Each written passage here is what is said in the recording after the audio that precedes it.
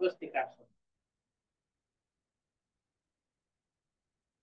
तर जे आसन शक्य आहे आपल्याला त्या आसनात बसायचं. सहसा या तिन्ही आसनापैकी पद्मासन किंवा सुखासन, वज्रासन अशा आसनात बसलेला थोडा फायदा त्याच्यामध्ये जास्त दिसून येतो. ठीक आहे, ओंकार घेऊया. ताठ बसायचं. दीर्घ श्वास, 3 दीर्घ श्वास. दीर्घ श्वास येईल, सोडा.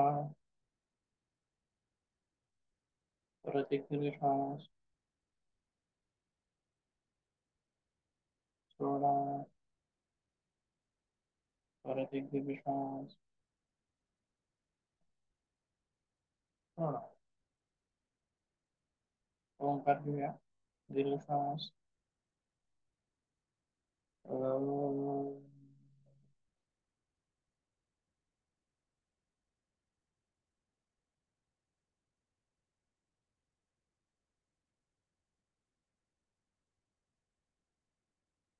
दीर्घ श्वास.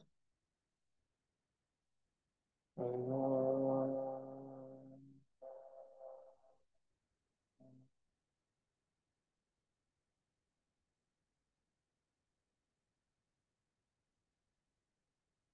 दीर्घ श्वास. अं,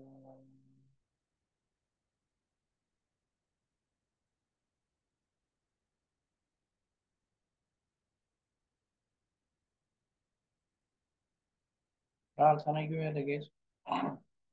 माझ्या मार्ग म्हणायची किंवा सोबत म्हणलं तरी चालतं. योगेन चितस्य परेण वाचा बलं शरीरस्य च वैदकेन योपाकरोक्तं प्रवरं मुनीनां पतञ्जलिं प्राञ्जलिरानतोऽस्मि. सूर्यकाचं दर्शन यामध्ये दाखवलेले डोळे उघडायचे. नंतर दाखवून स्थिती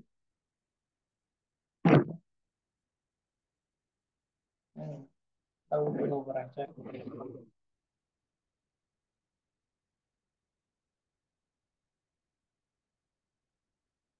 बघूया.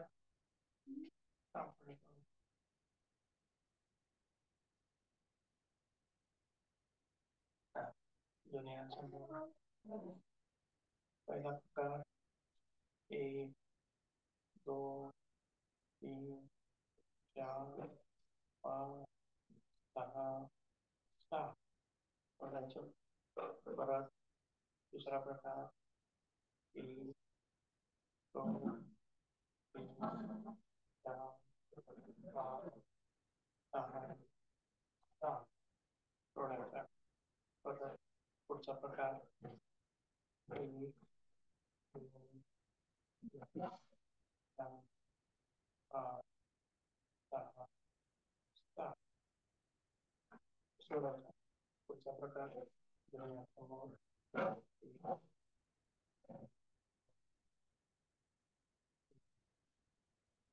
4, 5, 6, 7 सोडायचा. परत समोर बाजूला 1, 2, 4, 5, 6,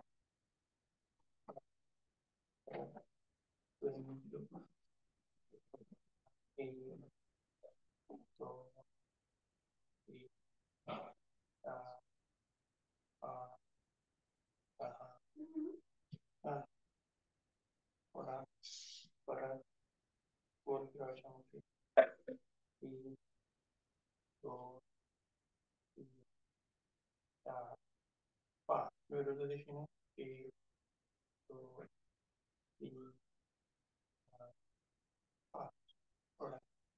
परत दोन्ही मोठे जोडायच्या 1, 2, 3, 4, 5 विरुद्ध दिशेने 1, 2,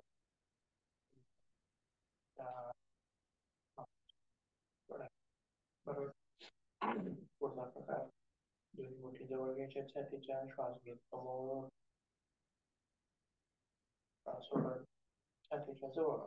एक, दोन,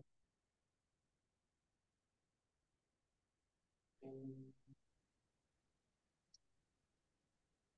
चार, पाच, सहा, सात. सोडायचा. परत पुढचा प्रकार पुण्यात समोर, तळहात खाली, पाच फीट वर. एक, दोन, तीन, चार, पाच, सहा, सात, आठ, नऊ, 10, 11, 12, 13, 14, 15. थांबायचं. परत हात वर.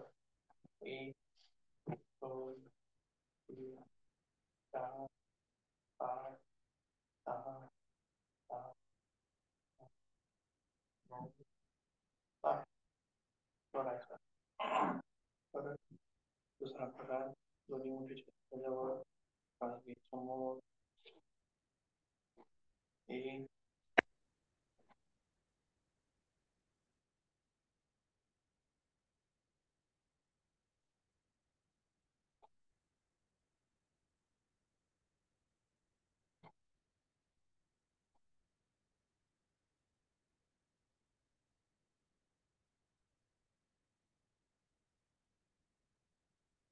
थांबायचा. परत दुसरा प्रकार, दोन्ही मुठी वर खांद्याच्या जवळ, श्वास घेत वरी. एक, दोन, तीन, चार, पाच, सहा, सात. थांबायचं. परत दोन्ही हात वर, श्वास घेत वर. एक, दोन, तीन, चार, पाच, सहा, सात. दुसऱ्या बाजून त्याच तळहात बाहेर, श्वास घेत वर. एक,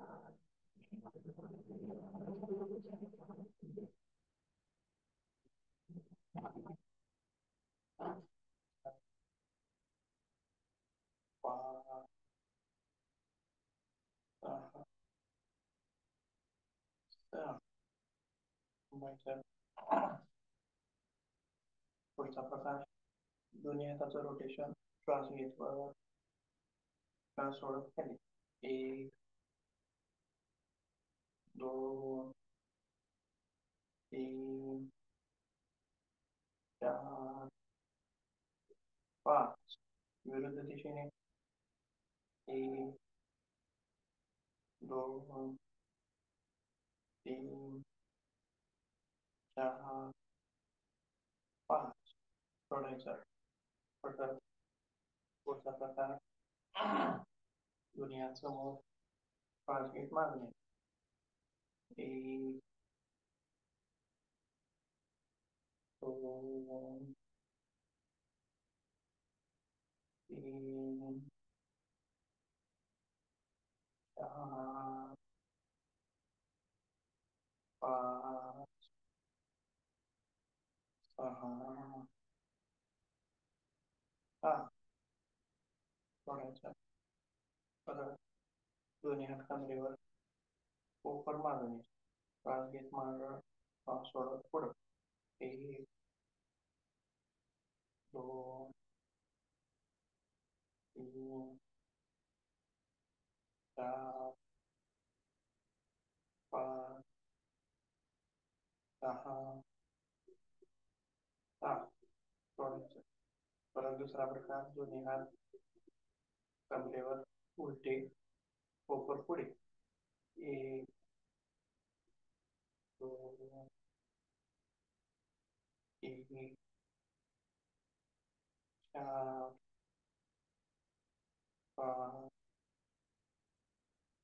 हा हा सोडायचं. परत दुसरा प्रकार दोन्ही हात इंटरलॉक करायचे वर आणि बाजू. एक दोन तीन चार पाच सहा सात सोडायचं. परत पुढचा प्रकार दोन्ही हात वर नमस्कार मुद्रेत. नमस्कार मुद्रा खाली टेकवायची मागे. एक दोन तीन चार पाच सहा सात सोडायचं. परत पुढचा प्रकार मानेचे श्वास घेत बाजूला श्वास सोडत समोर. श्वास घेत बाजूला. एक दोन तीन चार पाच सहा सात आठ नऊ 10 सोडायचं. परत दोन्ही हात खांद्यावर कोपरे सोडवायचे पुढे समोर. एक दोन तीन चार पाच सहा सात सोडायचं. परत मानेचा दुसरा प्रकार बाजूला कान खाली टेकवायचं. एक समोर दोन समोर तीन समोर चार समोर पाच समोर सहा समोर सात समोर समोर. मागे आणि पुढे. पाच फीट माग पाच सोडत पुढं खाली टेकवायचं. एक दोन तीन चार पाच सहा सात व्हायचं. त्याच्यानंतर रोटेशन श्वास एक एक दोन तीन विरुद्ध दिशेनं. एक दोन तीन थांबायचं. त्याच्यानंतर पुढचा प्रकार दोन्ही हात कमरेवर बाजूला झोपायचं. एक दोन तीन चार पाच सहा आठ थांबायचं. एका बाजूला होल्ड करायचं. एक दोन तीन दुसऱ्या बाजूला. एक दोन तीन दोन्ही पायामध्ये अंतर. दोन्ही हात वर पाय सोडत खाली. एक दोन तीन चार पाच सहा थांबायचं. त्याच्या पुढे थोडं पायाचं आणखी अंतर वाढवायचं. हात गोठ्यापुढे. एक दोन तीन चार पाच सहा थांबायचं. आता उलटा हात लावायचा गोठ्याला. उलटा हात हा हात लावायचा ह्या पायाला बरं. त्यास एक, दोन, तीन, चार. प्रत्येक वेळेस वर उठायचं आहे. पाच, सहा, सोडायचं. परत दोन्ही पायाजवळ, दोन्ही पायातला दोन्ही हात मागे, श्वास घेत मागे झोपायचं आहे. श्वास सोडत पुढं. एक, दोन, तीन, चार, पाच, सहा. आता त्याच्यापेक्षा थोडं खाली झोपायचं आणखी. श्वास घेत मागं, श्वास सोडत पुढं. एक, तुम्हाला जितकं शक्य आहे तितकं खाली झोपायचं. श्वास घेत मागं, श्वास सोडत पुढं. दोन, तीन, चार, पाच. सोडायचं. जितकं शक्य आहे तितकं खाली यायचं. शक्य असेल तितकं.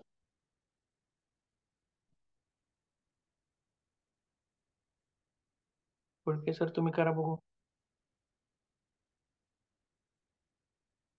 आताचा प्रकार करा. समोर झुकायचा. हा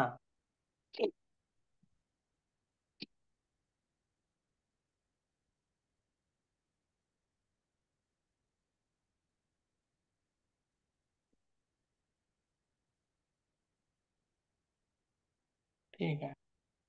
जितकं शक्य आहे तितकं करा. असं करा, तोंड तिकडं करा बाजूला. हा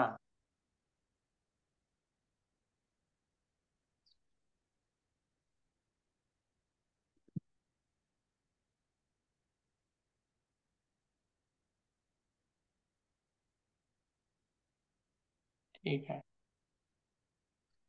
एवढंच खाली येतं का याच्यापेक्षा जास्त येतं? नाही एवढंच येतं. बरं ठीक आहे. ठीक आहे. दुसरा हात सोडल्यानंतर पुन्हा जास्त जातं पण असं. खाली हात सोडल्यानंतर पुन्हा जास्त. हा पुढे घेऊ दुसरा प्रकार. एक एक पाय वर घ्यायचा. एक, दोन, तीन, चार, पाच, सहा, सात, आठ, नऊ, 10, 11, 12, 13, 14, 15, 16, 17, 18, 19, 20, 21. थांबायचं. पुढचा प्रकार मागे पाय मार.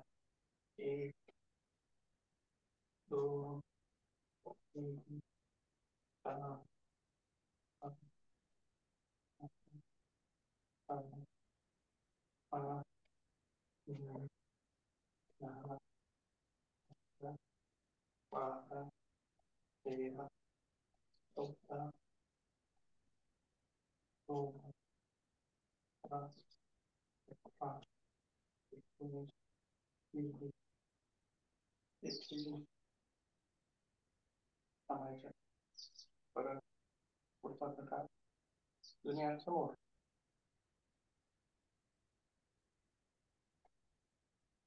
कमरेपर्यंत पाय असतो.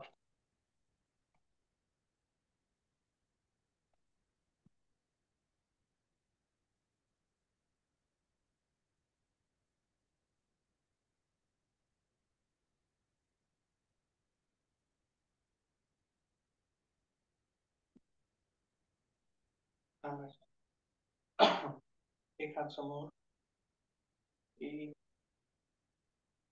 दोन, तीन, चार, पाच, सहा, सात. दुसऱ्या पायाने एक, दोन, तीन, चार, पाच, सहा, आठ. दुसरा प्रकार एक, दोन, तीन, चार, पाच, सहा, सात. दुसऱ्या बाजूने एक, दोन, तीन, चार, पाच, सहा, सात.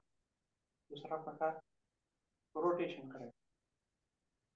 एक, दोन, तीन. दुसऱ्या पायाने एक, दोन, तीन. विरुद्ध दिशेनं एक, दोन, तीन. दुसऱ्या पायाविरुद्ध एक, दोन, तीन. पुढचा प्रकार पंजावर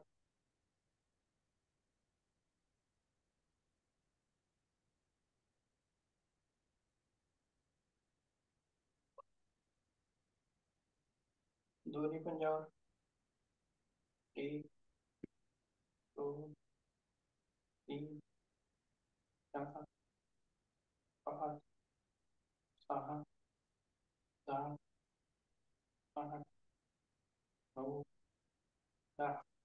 पंजा उचलायचा.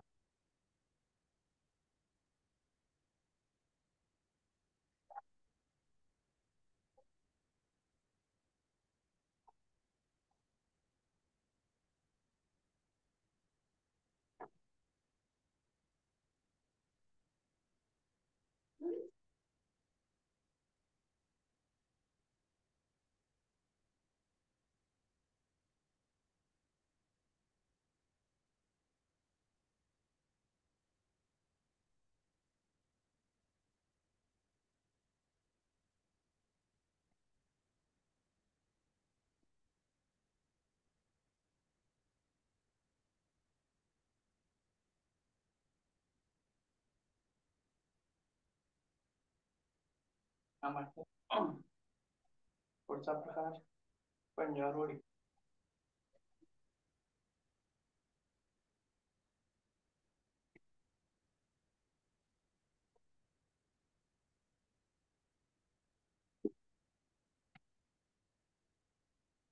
थांबवायचा. पुढचा प्रकार एक, दोन, तीन, चार, पाच, सहा, सात, आठ, नऊ, दहा. दुसरा प्रकार एक, दोन, तीन, चार, पाच, सहा, सात, आठ, नऊ, दहा. त्याच्यातच परत दोन्ही पायाचं अंतर एक, दोन, तीन, चार, पाच, सहा, सात. थांबायचं. परत ते काय खाली बसून घ्यायचे. तेव्हा असं नसते ती.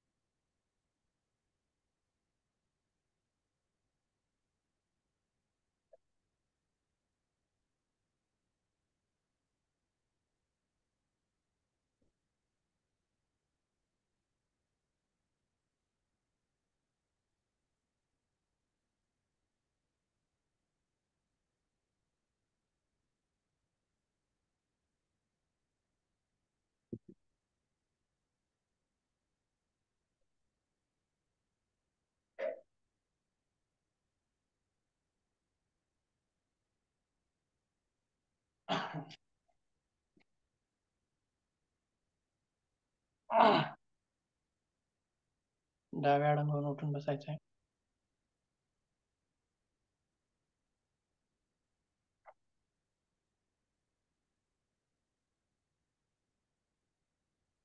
ठीक आहे बघा, हृदयगती सामान्य झाली का?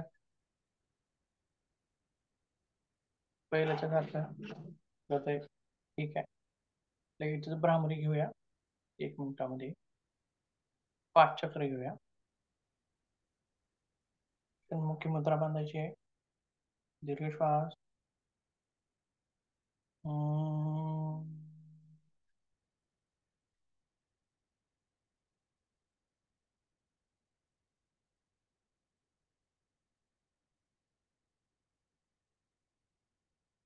दीर्घ श्वास.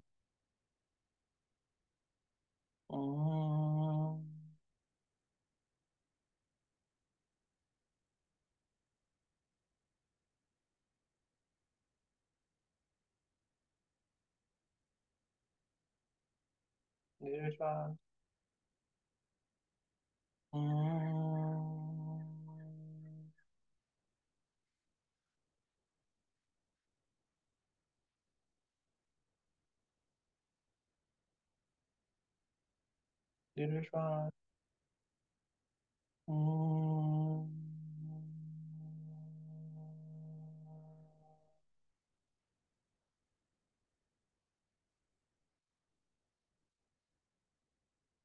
दीर्घ श्वास.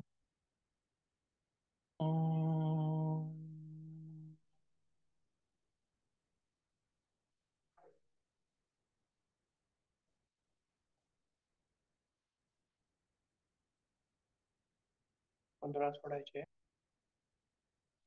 त्याच्यानंतर अनुलोम विलोम चे 5 चक्र करूया.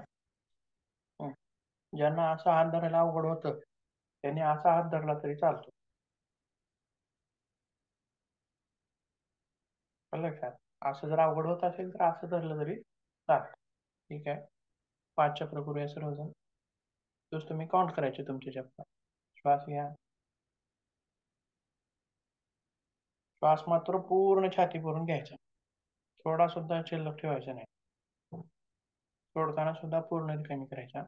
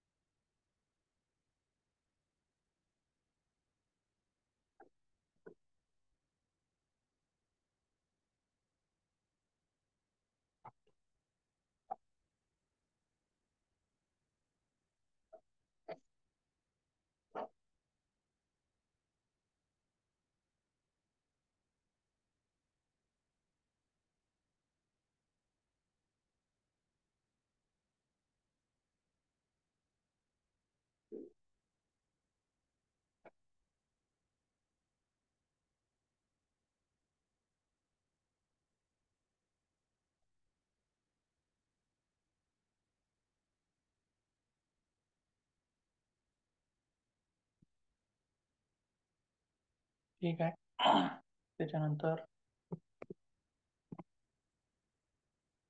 उज्जयी प्राणायाम. 5 चक्र.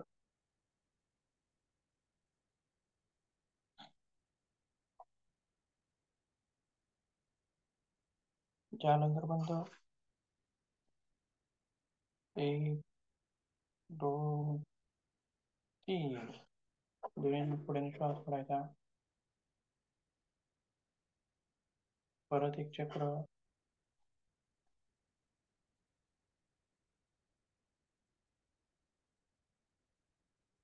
जालंधर बंद. एक, दोन, तीन. दोन्ही नाकपुड्याने श्वास सोडायचा. परत एक,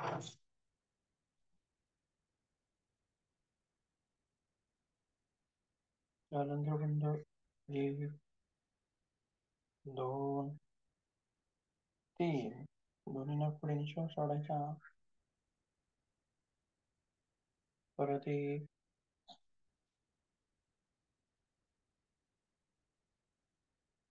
जालंधर बंद. एक, दोन, तीन. दोन्ही नाकपुड्याने श्वास सोडायचा. परत एक,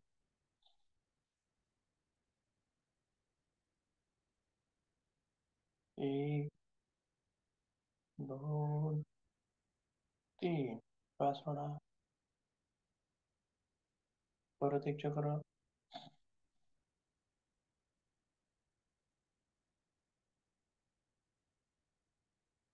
एक, दोन, तीन. दोन्ही नाकपुड्याने श्वास सोडा.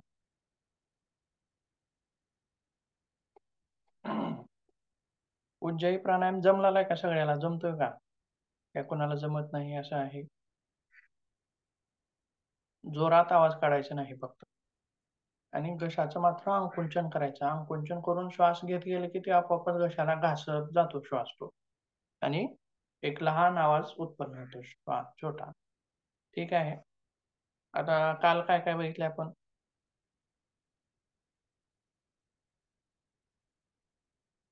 कालच्या ह्याच्यात नवीन अनुलोम अनुलोम विलोम विलोम आणि हे जलनीती. जलनेती. अनुलोम आणि जलनीती हे दोन भाग नवीन बघितले. बरं, ठीक आहे. तर आज आपल्याला पुढचे भाग बघायचे आहेत. ते म्हणजे एक आहे धवती, वमन धवती. आणि आणखीन पुढचे काही भाग आपण बघूया. त्याच्यापूर्वी ज्याप्रमाणे आता जलनेतीसाठी काही साहित्य आपल्याला लागलं होतं, बरोबर आहे? साहित्य लागलं होतं एक नेती पॉट आणि पाणी आणि मीठ. अशा प्रकारचं साहित्य आपल्याला लागलं होतं. त्याच्यानंतर उकडू आसनामध्ये बसून आपण ती क्रिया केली होती. त्यासोबत आता वमन धवतीमध्ये सुद्धा काही साहित्य लागणार आहे. त्याच्यामध्ये सुद्धा पाणी, आवश्यक साहित्य पाणी, त्याच्यामध्ये टाकण्यासाठी मीठ आणि पाणी पिण्यासाठी तांब्या, ग्लास काय असेल ते तुमच्याकडे आवश्यक ते 2-3 घटक तिथं लागणार आहेत. त्यासोबत मग आता क्रिया कशी करायची आहे, कधी करायची आहे? तर ही क्रिया आपल्याला सकाळी उपाशी पोटी क्रिया करायची. काही खाल्लेलं किंवा काही पिलेलं नसेल त्यावेळी. आणि मग पाणी किती प्यायचं आपल्याला? तर काही पुस्तकामध्ये 1 लिटर लिहिलेलं असतं, काही पुस्तकात 1.5 लिटर लिहिलेलं असतं, कुठं 1.25 लिटर लिहिलेलं असतं. तर वेगवेगळं सांगितलेलं असतं. परंतु आपण पाणी किती प्यायचं आहे? तर आपल्याला नरड्याला येईपर्यंत पाणी प्यायचं आहे. किती प्यायचं आहे? नरड्याला येईपर्यंत. आपला सामान्य शब्द. किंवा आपण जेवण किती केलं म्हणलं तर सहजच एखाद्याला म्हणतो किती नरड्याला येईपर्यंत जेवलाच म्हणतो, बरोबर आहे? म्हणजे याचा अर्थ असा की जठर तर भरतच, जठर भरून पुन्हा ते अन्न नलिकेत येतं का काय असं वाटतं. म्हणजे इतकं जेवलोय आपण असं त्याच्या म्हणण्यामागचा उद्देश असतो. तसंच पाणी सुद्धा आता पिण्याची त्याची आता पद्धत म्हणजे त्याची कॅपॅसिटी वेगळी आहे. कोण 1 लिटर पिईल, कोण 1.5 लिटर पिईल, कोण 1.25 लिटर पिईल, कोण अर्धा लिटरच पिईल, बरोबर आहे? म्हणजे त्याच्या कॅपॅसिटीनुसार पाणी प्यायचं आहे. परंतु प्यायचं किती आहे? अकंठ. त्याच्यामध्ये एक शब्द आहे, अकंठ पाणी प्यायचं. म्हणजे कंठाला येईपर्यंत म्हणजे इतकं पोट भरून पाणी प्यायचं आहे. पोटात जागा शिल्लक राहिली नाही पाहिजे कसली. हवेसाठी सुद्धा जागा नाही राहिली पाहिजे. मग हे पाणी पित असताना कसं प्यायचं आहे? मग ते आपण एक एक सिप सिप घोट घोट करत प्यायचं आहे का? तर नाही, लवकर लवकर प्यायचं, गटा. आपण रोज जे सामान्य पाणी पितो ते कसं एक एक घोट पाणी चावून प्यावं असं म्हणतो आपण. आणि त्या प्रत्येक घोटामध्ये आपली लाळ मिसळावी. त्या घोटामध्ये सुद्धा लाळ मिसळावी. म्हणजे ज्यावेळी सामान्यपणे आपण पाणी पितो त्यावेळी तसं सांगतो आपण, परंतु इथं आपण वमनदेवती करताना मात्र पाणी कसं प्यायचं, गटागटा प्यायचा, एक एक घोट करत प्यायचं नाही. गटा पिऊन पोट पूर्ण तुडुंब भरायचं. तुडुंब भरल्याच्या नंतर मग पुढे पुन्हा आपण ही जी क्रिया आहे सगळी क्रिया कशामध्ये केली, उकडा केली. पाणी पिण्याची क्रिया ही सगळी उकडा केली. आता त्याच्यानंतर आपल्याला अशा प्रकारे उभं राहायचं आहे, अशा प्रकारे उभं राहायचं आहे. आणि आपली जी 2 बोटं आहेत त्या 2 बोटाच्या सहाय्याने थोडंसं पुढे झुकून त्या जिभेवरती, आता काही जणांना रोज सवय असते बघा, काय करतात, रोजच पित्त पाडतात. काही लोक रोजच पित्त पाडतात, परंतु रोज पित्त पाडणं हे चांगलं नसतं, ही चांगली क्रिया नाही. रोजचं पित्त पाडायचं नाही. 8 दिवसातून पाडला तर ठीक आहे, परंतु त्यांना सवयच लागलेली असते, कितीही सांगितलं तरी ते सोडत नाही. ठीक आहे. मग त्याच्यानंतर तशा प्रकारे उभं राहिलं की सहज जिभेवरती स्पर्श केला की आपल्याला उलटी आल्यासारखं होतं. आणि तुडुंब पोट भरून पाणी पिल्यामुळे काय होतं, ते पाणी उलटीद्वारे बाहेर पडायला लागतं. उलटीद्वारे काय होतं, ते बाहेर पडतं. मग त्याच्यामध्ये आता पण गरम पाणी प्यायचं का? गरम म्हणजे गुणगुण पाणी, ठीक आहे. थंड पण नाही आणि अतिशय गरम पण नाही. गुणगुण म्हणजे एकदम नॉर्मल रूम टेम्परेचरचं पाणी, एकदम नॉर्मल. थोडं असं कोमट सुद्धा असायला नको ते, त्याच्यापेक्षा थोडं थंडच, परंतु थंड पण नको. गरम आणि थंड या दोन्हीच्या मधलं अशा स्वरूपाचं ते पाणी पाहिजे. तर मिठाचं प्रमाण किती द्यायचं? 1 लिटरला अर्धा चमचा अशा प्रमाणे आपण घेतो, किंवा त्याच्यापेक्षा कमी घेतलं तरी चालतं. आता बघा, ही जी क्रिया आहे आपल्या शरीरातल्या कोणत्या भागावर घडते आपण बघूया. म्हणजे जठरावर घडते का यकृतावर घडते का लहान आतड्यावर घडते, इमेज मध्ये बघूया आपण.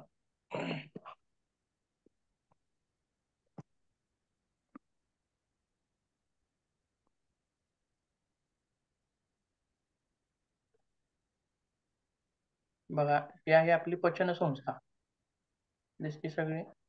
मुखापासून पचन संस्था कुठून चालू होते, मुखापासून चालू होते, गुरुद्वाराच्या पुढे गुरुद्वारापाशी संपते.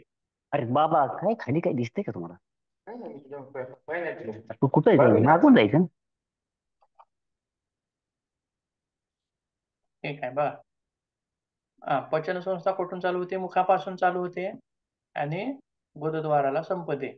म्हणजे याच्यामध्ये जे जे काही अवयव येणार आहेत मुखापासून गुरुद्वारापर्यंत आणि पचन संस्थेला मदत करणारे जे जे अवयव येणार आहेत ते सर्व याच्यामध्ये येतात.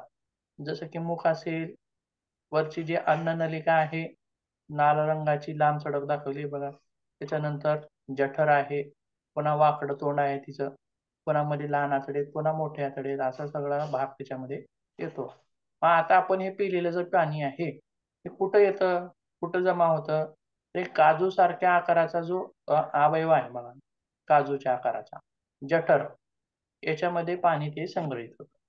आलं लक्षात?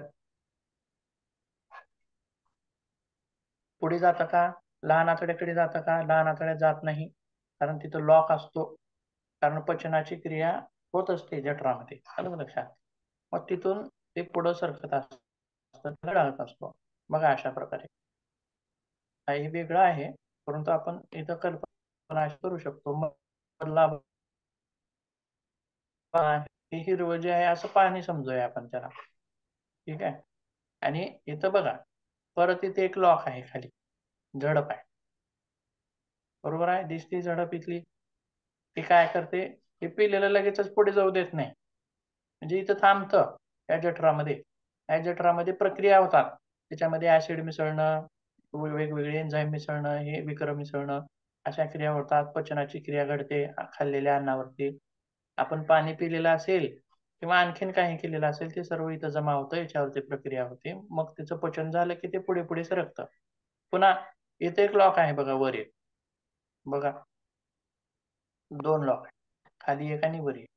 म्हणजे आपण पाणी पिलेलं असेल, लक्षात, आपण पाणी पिलेलं असेल आणि आपण तोंड खाली पाय वर जर केलो आपण, तर पाणी उलट येतं का हो? नाही येत. येतं का? येत नाही. नाही येत. कारण तिथं हे असतं, लॉक असतं, त्याच्यामुळे ते उलट येत नाही. मग परंतु वमनाच्या क्रियेमध्ये मात्र आपण हिरवळ, तिथं जे पाणी जे आहे, मग त्या धौती या शब्दातच काय आहे, धौती म्हणजे धुणे. कशाच्या साह्यानं? पाण्याच्या साह्यानं धुणे. तर धुणे म्हणजे काय? जसं की आपण बघा, त्या क्रियेनं काय होईल, मग धुण्याच्या क्रियेनं काय होतं, आपण कार धुली, काय होते? स्वच्छ होते. पहिलं घाण होती, आता स्वच्छ झाली. पुन्हा भांडी धुली, जे धुण्याची क्रिया आहे. आलं का लक्षात? आता बघा, आंघोळ केली, शरीर धुतलं आपण, परंतु कसं धुतलं? बाहेरून धुतलं, म्हणजे बाहेरची त्वचा, केस वगैरे हे सगळं स्वच्छ झालं. मग ऋषीमुनींना काय वाटलं की आपण बाहेरचा भाग तर रोजच धुतो, पण मधला भाग कधी धुवायचा, असं त्यांना पुढं पडलं, किंवा धुला पाहिजे असं सुद्धा वाटलं. बरोबर आहे, धुतला पाहिजे का? तर तो सुद्धा घाण होत असेल असं त्यांना वाटलं, अशी कल्पना त्यांना वाटली. आणि त्या कल्पनेतूनच मग या षटक्रिया किंवा वमनधौती, वस्त्रधौती, वस्ती अशा वेगवेगळ्या क्रिया उद्भवल्या असं मला वाटतं. बघा, गोरक्षमुनी असतील, गोरक्षनाथ असतील, मच्छिंद्रनाथ असतील, ह्या षटक्रिया करायचे ते सुद्धा. मग त्याच्यामध्ये जठर ही जी प्रक्रिया आहे, ती जठराला धुण्याची प्रक्रिया आहे. जसं की आपण कार धुतली, फरशी धुतली, कपडे धुतली, तसं जठराला मधून धुण्याची प्रक्रिया म्हणजे वमनधौती आहे.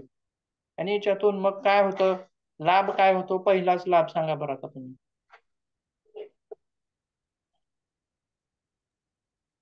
जठर स्वच्छ धुतलं जात आहे आणि पचन क्रियेला मदत होते चांगली. जठराची स्वच्छता मुख्य काय होतं, पहिल्यांदा जठराची स्वच्छता होते. मग त्याच्यानंतर आणखीन काय होतं? स्वच्छ झाल्यामुळं काय होतं? रिफ्रेश होतं का? बरोबर आहे, सहजच हो. आपण म्हणू शकतो की धुल्यामुळं त्याला फ्रेशनेस येते. कसं? की जसं की आपण आंघोळ केल्यानंतर आपल्याला फ्रेश वाटतं, हे आपल्याला फ्रेशनेस येते. त्याचप्रमाणे तर जठर सुद्धा धुल्यानंतर त्याला सुद्धा फ्रेशनेस येईल असं आपल्याला म्हणता येईल. सहजच चकाकी येईल, मधली जी घाण आहे ती निघून जाणार आहे. किंवा हाच प्रकार आयुर्वेदामध्ये सुद्धा आहे आणि तिला सुद्धा वमन असं म्हटलं जातं. किंवा ज्या उपचारामध्ये उलटी करून उपचार केले जातात प्रक्रियेमध्ये, तिला वमन असं म्हटलं जातं. मग हा जो प्रकार आहे तो विशेष करून पित्तावर प्रभावी आहे. पित्त आणि जलनेती ती कशावरती प्रभावी होती? विशेष कफ, वरचा नाकातील जो कफ, नासिका मार्ग तो धुत होता. बरोबर आहे. आणि याच्यामध्ये हिनं काय करत आहे? पोट धुत आहे. त्याच्यामुळं पित्ताची जी जागा आहे किंवा पित्त शी संबंधित पित्तजन्य रोगामध्ये ही विशेष उपयोगी आहे. त्यासोबत कफजन्य रोगामध्ये सुद्धा विशेष उपयोगी आहे. त्यासोबत खोकला, श्वास, अस्थमा, सर्दी असे वेगवेगळे विकार असतील, किंवा मळमळणे असेल, भूक न लागणे, अपचन, रक्त अल्पता किंवा त्वचेशी संबंधित काही विकार असतील, अशा वेगवेगळ्या रोगामध्ये हे आपल्याला मदत करणारे आहे. त्यासोबत ही जी आहे जठराग्नी प्रदीप्त करणारी, जठराग्नीला प्रदीप्त करणारी आहे. म्हणजे जठराग्नीचं कार्य काय असतं? अन्नाला पचन करायचं, आणि तिला प्रदीप्त केलं की मंदाग्नी ही सर्व रोगाचं कारण आहे असं सुद्धा आयुर्वेदामध्ये म्हटलं जातं. कारण उत्तरोत्तर जे पाचक रस निर्माण होतात किंवा सप्तधातू निर्माण होतात, ते अन्नाचं पचन झालं तरच पुढचे धातू निर्माण होतात. लक्षात? म्हणजे एक एक पायऱ्या इथं घटित जातात पुढे. अन्नाचंच पचन व्यवस्थित झालं नाही, अन्न रसच व्यवस्थित बनला नाही, तर मग रसधातू किंवा मांसधातू असे हे बनणार नाहीत. म्हणून मुख्य जो प्रॉब्लेम काय आहे तो इथं आहे. म्हणून पाचक अग्नी तीव्र असणं किंवा चांगली असणं आवश्यक आहे. तीव्र असणं आवश्यक नाही म्हणजे कसं बघा, तिच्यात सुद्धा दोन प्रकार सांगतात. एक मंद अग्नी, एक तीव्र अग्नी, एक सामान्य अग्नी. मंद अग्नी म्हणजे भूकच न लागणे, खाल्लेलं पचन न होणे, दिवस दिवस भूक लागत नाही, सकाळी एकदा जेवलं तरी रात्री सुद्धा भूक लागत नाही, अपचन, हे मंद अग्नीमुळं होतं. आणि तीव्र अग्नीमुळं खाल्लेलं लगेचच पचून जातं. सारखं सारखं भूक लागते, काहीतरी खावंसं वाटतं. आलं लक्षात? म्हणजे दोन्ही अग्नी कामाच्या नाही. तर मधली जी अग्नी आहे ती कामाची आहे. म्हणजे वेळेवर भूक लागणं, वेळेवर खाल्लेल्या अन्नाचं पचन होणं, बरोबर आहे. या सगळ्या गोष्टी घडवून आणणं, खाल्लेल्या अन्नाचं पचन करणं, या सगळ्या गोष्टी मध्यम स्वरूपात होत असतील तर त्या योग्य आहेत. म्हणजेच जठराला योग्य अशी कार्य लावणारी ही क्रिया वमनध्वतीची आहे. त्याच्यानंतर आणखीन एक क्रिया आपल्याला पुढे बघायची आहे, किंवा क्रिया तुमच्या इथं संपतात. मग कोणकोणत्या क्रिया पाहिल्या आपण? काय आहे आणखीन कुठली? सर हे प्रत्यक्ष आपल्याला करायला मिळणार नाही का? हो, मिळेल आपल्याला, आपल्या कॉलेजवरती करता येईल. मला जर प्रत्यक्ष पाहायचं असेल तर सर्वजण मिळून एका दिवशी या, किंवा म्हणजे हे कसं आहे, क्रिया सारखं सारखं करून दाखवता येत नाही. त्याच्यामुळं आज एक जण आला, उद्या एक जण आला, परवा एक जण आला, तर असं करता येणार नाही. त्याच्यामुळं ग्रुपमध्ये आपल्याला ती दाखवता येते.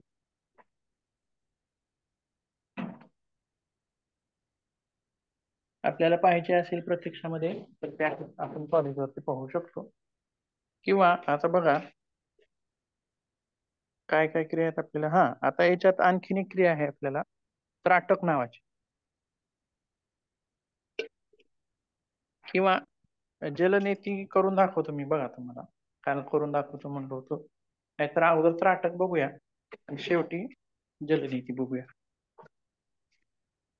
त्राटकामध्ये काही आवश्यक गोष्टी आहेत, जसं की जलनेतीमध्ये पॉट, पाणी असं वेगवेगळे साहित्य आवश्यक होते.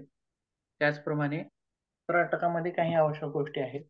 त्याच्यामध्ये म्हणजे काय, तर दिवा, पंती, मेणबत्ती, किंवा एखादा बिंदू, किंवा स्वस्तिकचं चिन्ह, किंवा अशा वेगवेगळ्या गोष्टी लागणार आहेत.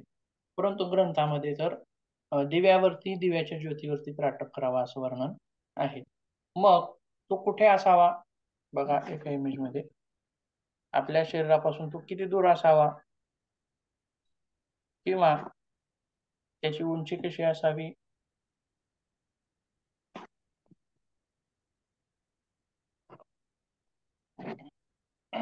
याच्यामध्ये आपण पाहू शकतो. बघा, शरीरापासून एक 3 फुटाच्या अंतरापर्यंत त्याची लांबी असावी, किंवा तो दिवा जो आहे तो खाली ठेवायचा नाही आपल्याला. खाली जमिनीवरती ठेवलं की खाली बघावं लागतं. परंतु उंची किती असावी त्याची, तर आपल्या डोळ्याच्या समांतर, डोळ्याच्या समान, डोळ्यापेक्षा वरही नको आणि डोळ्यापेक्षा खालीही नको, डोळ्याला समांतर अशी उंची त्या ज्योतीची असायला हवी. म्हणजे आवश्यक काय असणार आहे, आणखीन एक स्टँड लागणार आहे आपल्याला. स्टँड किंवा आपण काही तिथं डब्बा वगैरे काहीही वापरू शकतो. आपल्या डोळ्याच्या समांतर तेवढं स्टँड निर्माण करायचं, त्याच्यावरती एखादा दिवा ठेवायचा, दीप प्रज्वलित करायचा. त्याच्यानंतर कोणतंही ध्यानात्मक आसन बसून, आसनामध्ये बसून एकटक त्या दिव्याच्या ज्योतीकडे पाहायचं. एकटक दिव्याच्या ज्योतीकडे पाहायचं आहे, आणि डोळे मिटायचे नाहीत, डोळे उघडझाप करायचे नाही. तर डोळे उघडझाप न करता पाहायचं आहे. आणि दुसरी गोष्ट म्हणजे काय, कुठवर पाहायचं आहे, किती वेळ पाहायचं आहे, तर जोपर्यंत आपल्या डोळ्यातून पाणी येणार नाही तोपर्यंत पाहायचं असं म्हटलेलं आहे. बरोबर आहे. परंतु आपण बिगनर जर असेल, किंवा नवीन कुणी सुरुवात करत असेल, तर तो असे त्या नियमाला धरून चालावा असं काही नाही. तर त्याला जितकं शक्य आहे तो पाहिल. त्याच्यानंतर उद्या थोडं आणखीन त्याच्यामध्ये भर पडेल, परवा आणखीन भर पडेल, तेरवा आणखीन भर पडेल. हे पाहत पाहत ही पाहण्याची वेळ सुद्धा वाढत जाणार आहे. नंतर नंतर पाहण्याची वेळ सुद्धा वाढत जाते. मग याच्यानं काय होतं बघा, तर ही जी क्रिया आहे, ध्यानामध्ये प्रवेश करण्यासाठी एक द्वार आहे असं आपण त्याला म्हणू शकतो. किंवा आता त्राटकामध्ये आपण जी वस्तू पाहिली आहे बाहेर, ती डोळे झाकली की मध्ये दिसते आपल्याला. हा अनुभव कोणी घेतला याचा, दिव्याचा, किंवा एखादा बिंदू असेल, काही असेल, बरोबर आहे. ते आपण जितका वेळ बाहेर पाहू तितका वेळ ते आपल्याला मध्ये पाहता येते, मध्ये दिसते आपल्याला, बरोबर आहे. म्हणजे मग त्राटकाची वेळ आपली वाढत गेली, जशी जशी वाढत गेली की तसं तसं काय होतं, की ती वस्तू जास्त वेळ आपल्याला इथं पाहता येते, जास्त वेळ पाहता येते. म्हणजे काय, आपण सहजच अंतर्ध्यान, ध्यानाचे सुद्धा प्रकार सांगितले. बाह्य ध्यान आणि अंतर्ध्यान. म्हणजे बाह्य ध्यान बाहेरच्या वस्तूवर करायचं, एखाद्या वस्तूवर मन एकाग्र करायचं, आणि अंतर्ध्यान म्हणजे मधल्या वस्तूवरती मन एकाग्र करायचं. जसं की आज्ञाचक्र, मूलाधार चक्र, स्वाधिष्ठान चक्र. म्हणजे ते तर आपल्याला दिसत नाहीत, लगेचच आपल्याला ते काही दिसत नाहीत, कळत नाही. मग मध्ये काय पाहता येईल आपल्याला, त्याचा अनुभव कसा घेता येईल बिगिनरसाठी, तर ही त्राटकाच्या क्रियेमुळे आपल्याला अंतर्ध्यान आपण करू शकतो. त्याच दिव्याची ज्योत जी बाहेर पाहिली होती, तीच दिव्याची ज्योत आपण अंतरमध्ये पाहू शकतो आणि त्याच्यावरती आपण ध्यान लावण्याचा प्रयत्न करू शकतो. त्यासोबत त्राटकाचे फायदे काय आहेत? त्राटक ही जी क्रिया आहे, जसं मग ही षटकर्मामध्ये घातलेली आहे, बरोबर आहे, षटकर्मामध्ये घातलेली आहे. षटकर्माचा मुख्य उद्देश काय आहे? या धुण्याच्या क्रिया आहे, बरोबर आहे, सगळ्या साफसफाईच्या क्रिया आहेत, धुवून काढण्याच्या. मग आपण आत्ताच एक वाक्य म्हटलं की कधीपर्यंत पाहायचं आहे, की जोपर्यंत डोळ्यातून पाणी येणार नाही तोपर्यंत पाहायचं असं म्हटलं. म्हणजे डोळ्यातून पाणी येणं म्हणजे एक प्रकारचं त्या डोळ्याला आपण धुवून काढल्यासारखं, लक्षात. किंवा डोळ्याची शुद्धीकरणाची क्रिया, डोळे धुवून काढण्याची क्रिया सुद्धा आपण तिला म्हणू शकतो. सहजच बघा, डोळ्याची एक नैसर्गिक प्रक्रिया आहे. डोळ्यामध्ये काही जर गेलं तर आपोआप डोळ्याला पाणी मारतं, बरोबर आहे, पाणी जास्त मारतं. सामान्यपणे जास्त नसतं, पण डोळ्यात काहीतरी येईल की पाणी जास्त मारतं आणि त्या पाण्याद्वारे त्यामधल्या कचऱ्याचा निचरा होतो, बरोबर आहे. तो कचरा बाहेर निघून येतो आपोआप. म्हणजे ही नैसर्गिक तिची एक क्रिया आहे. त्याचप्रमाणे डोळ्याला जर धुतलंय पण बाहेरचं पाणी वापरून इथं धुलं नाही, तर त्याचंच पाणी वापरून त्याला धुवे, आलं का लक्षात. म्हणजे ही सुद्धा शुद्धीकरणाची क्रिया आहे. त्यासोबत डोळ्याच्या विकारांमध्ये सुद्धा उपयोगी आहे म्हणलेली आहे. पण त्राटक ही क्रिया एका डोळ्याचं ऑपरेशन झालेलं असेल किंवा काचबिंदू आहे, मोतीबिंदू आहे, दूरचं दिसत नाही, जवळचं दिसत नाही, अशा लोकांनी करू नये. करायचीच असेल तर एखाद्या तज्ज्ञ व्यक्तीचं मार्गदर्शन करून करावी, परंतु सहसा करणं हे टाळायला हवं. परंतु ज्यांना सामान्य दृष्टी आहे ते लोक मात्र अवश्य ते करू शकतात. पण म्हणजे काय, तर ही बाधक, आता साधक आणि बाधक तत्व असतात योगामध्ये, बरोबर आहे. ऑब्स्टॅकल्स 9 बाधक तत्व आहेत बघा. कोणकोणते आहेत माहित आहे का तुम्हाला?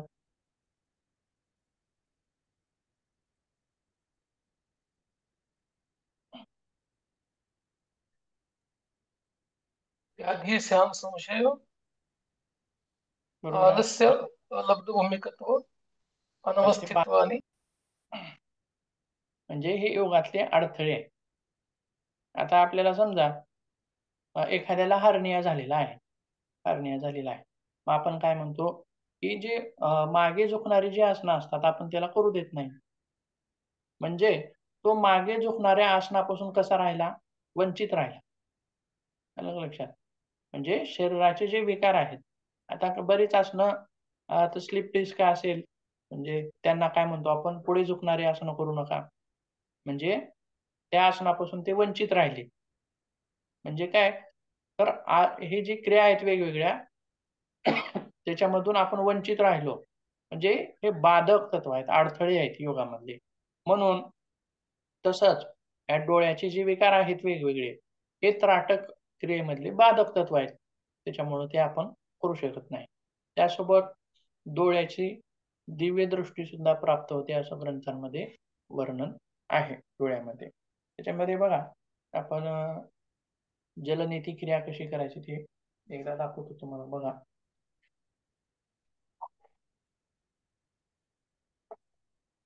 आता बघा, हे जलनेती पात्र आहे, दिसतंय सर्वांना, तांब्यासारखंच आहे, फक्त पुढून तोटी आहे, लक्षात. बघा, आणि थोडस झुकवलं की पाणी बाहेर पडतं. पाणी दिसतंय का तुम्हाला?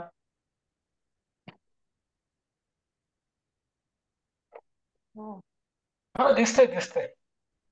हा, ठीक आहे. म्हणजे बघा, अवघड काहीच नाही त्यामध्ये. कोणी केलेलं नसेल, कोणी केलेलं असेल, अवघड काहीच नाही. फक्त ज्यावेळी आपण ही तोटी नाकाला लावतो, म्हणजे नाकाच्या वेजामध्ये जी असं गच्च बसवायची असते, नाकाच्या वेजामध्ये बसवली की ज्याप्रमाणे आपण इथं ही केलं, ही जी क्रिया इथं केली आपण, तीच नाकाला लावल्यास तसंच करायचं. म्हणजे काय, पाणी आपोआप बाहेर येतं आणि आपल्या नाकावाटे ते दुसऱ्या नाकाद्वारे बाहेर निघतं. इथं आपण स्वतः प्रयत्न करायची गरज नाही. फक्त डोकं थोडंसं झुकवलेलं असेल आणि श्वास मात्र तोंडाद्वारे. आता बघा कसं आहे, तोटी नाकामध्ये बसून घ्यायची व्यवस्थित गच्च. आता बघा,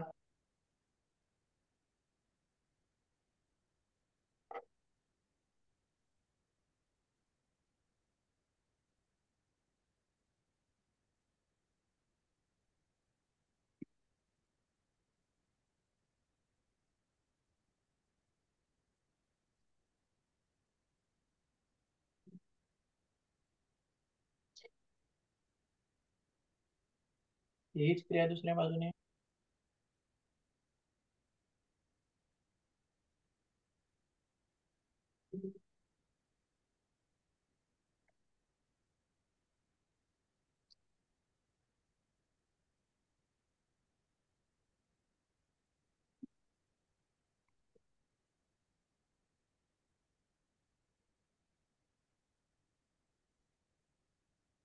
अशा प्रकारे केल्याच्या नंतर कपालभाती क्रिया करायची.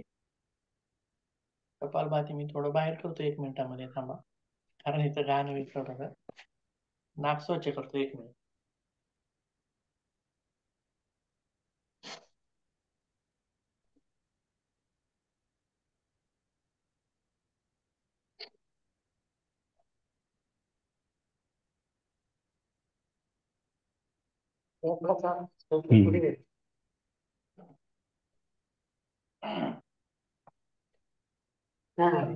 ही क्रिया तुम्हाला समजलेली असेल असं मला वाटतं.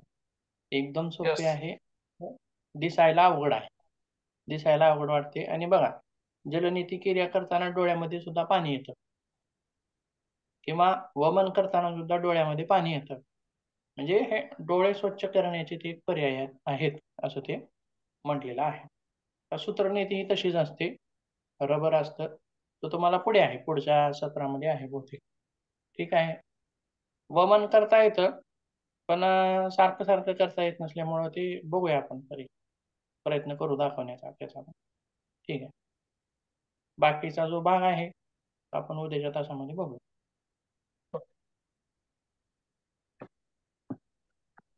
हरि ओम.